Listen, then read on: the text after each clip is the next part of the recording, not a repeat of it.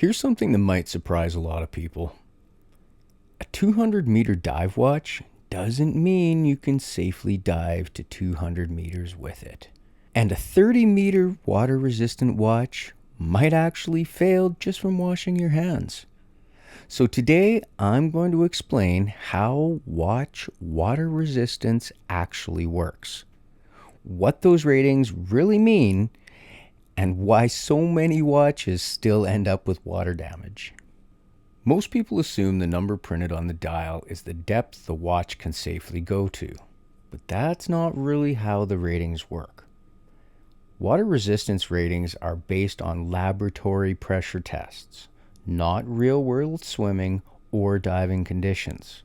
In those tests, the watch is placed in a chamber where static pressure is applied evenly across the case. But real life isn't static.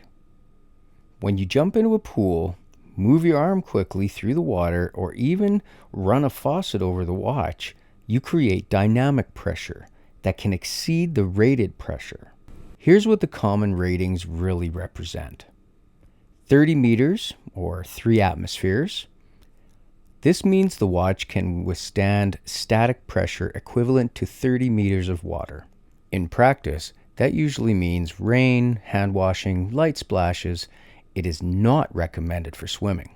50 meters or 5 atmospheres is usually safe for showering, surface swimming, but manufacturers still often recommend avoiding high impact water activities.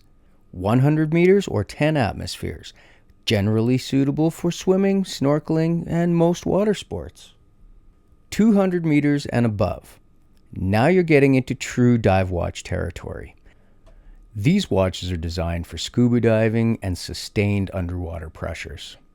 They usually have stronger seals and a heavier construction. Many dive watches also comply with the ISO 6425 standard, which requires additional testing beyond simple pressure resistance. A watch stays water resistant thanks to a few very simple components. Gaskets. These are small rubber or synthetic seals placed in key locations. You'll find them in the case back, the crown, the crystal, and any pushers. When the watch is assembled, these gaskets are compressed, creating a tight seal that prevents water from entering. But here's the catch. Gaskets age. Heat, chemicals, and time slowly degrade them. The crown is one of the most vulnerable points on any watch. That's why most dive watches use screw-down crowns. When the crown is screwed in, it compresses the gasket and creates a stronger seal. If the crown is left unscrewed, even a high-rated dive watch can take on water very quickly. Even well-built watches can lose their water resistance over time.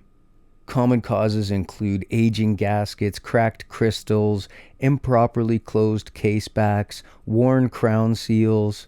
Another big one is temperature change. Going from hot to cold can sometimes cause the air inside the watch to contract, pulling moisture in through the weak seals. This is why watchmakers pressure test watches after service. A proper test simulates the rated pressures of the watch and checks whether the case remains sealed. Without testing, there's no way to know if the watch is still water resistant. The truth is, water damage isn't caused by bad watches. It's caused by misunderstood ratings, worn seals, or simple mistakes. Understanding how water resistance actually works can save you from destroying a perfectly good watch.